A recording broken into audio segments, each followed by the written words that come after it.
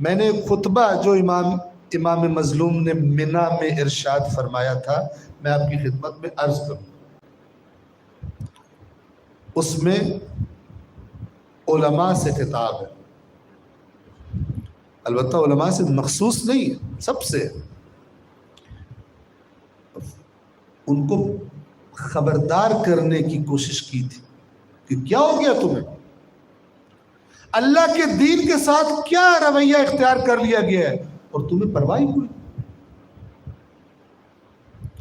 سارا احترام تمہارا لوگ اس لیے کرتے ہیں کیونکہ تمہیں دین کا عالم سمجھتے ہیں، اور اس دین پر ڈاکہ ڈالا جا رہا ہے اور تمہیں پرواہ کوئی نہیں.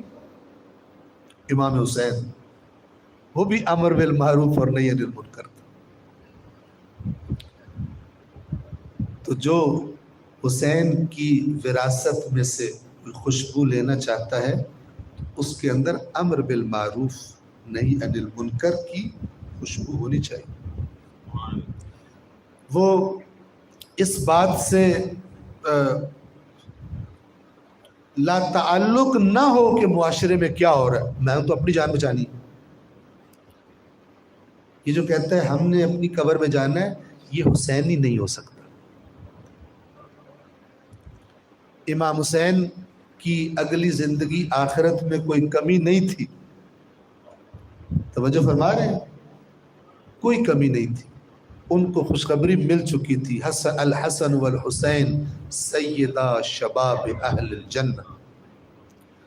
یہ میرا حسن، یہ میرا حسین جوانان جنت کے سردار.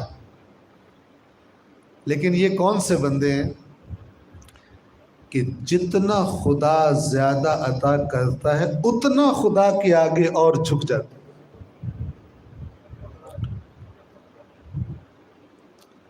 ایک دفعہ رسول اللہ رات کو عبادت کر رہے تھے، اتنی عبادت کی کہ حضرت عائشہ سے روایت ہے کہ کہتی ہے یا رسول اللہ، اللہ نے تو آپ کو سب کچھ معاف کر دیا ہوا ہے، اللہ نے تو آپ کو سب کچھ دے دیا ہوا ہے، پھر اتنی زحمت کیوں کر رہے ہیں؟ اللہ کے نبی نے فرمایا افلا اکون عبدا شکورا، اگر اس نے مجھے اتنا کچھ دیا ہے تو میں اس کا شکر گزار بندہ نہ بنوں؟ کس کا مقام ہوگا جوانان جنت کے سرداروں جیسا؟ لیکن اگر دنیا کی زندگی پر نگاہ ڈالیں، کربلا جا رہے ہیں حسین. ایک عالم فرما رہے تھے حسین آپ کے نصیب پر قربان، کبھی انبیاء کے سردار کے دوش پر سوار ہے اور کبھی کربلا کی ریت پر پامال پڑا ہے. واہ